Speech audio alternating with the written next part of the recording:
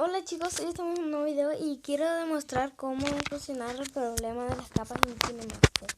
Miren, lo primero que tenemos como para demostrar que no se puede, por ejemplo, vamos a un video, vamos a elegir este, si prefieren, esto es...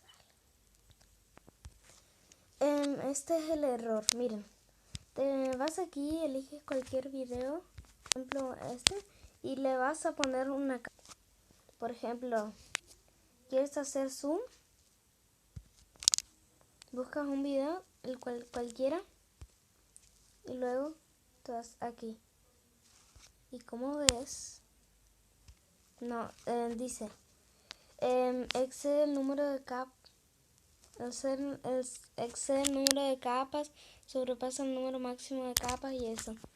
Y para solucionar eso, solamente tenemos que salir de aquí, salir todo. Esperen. Bien, genial. Bien, ahora le tenemos que dar a esta barrita de ajustes. Bueno, y nos vamos a información de capacidades del dispositivo.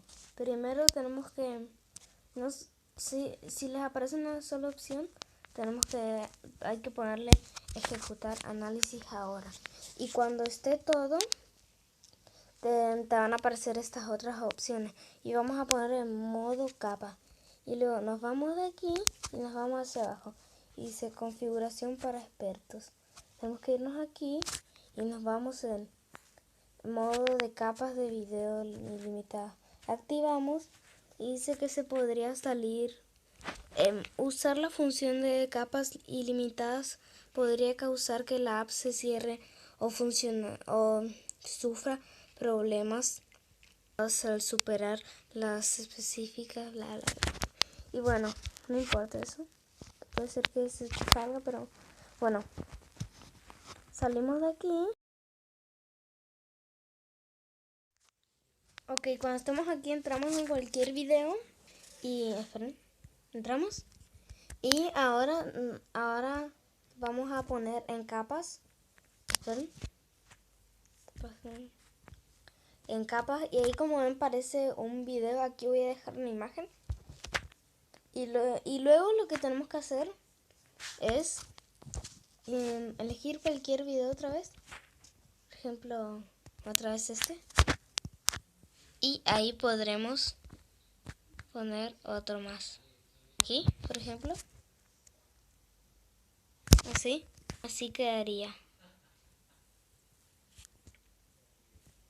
Espera.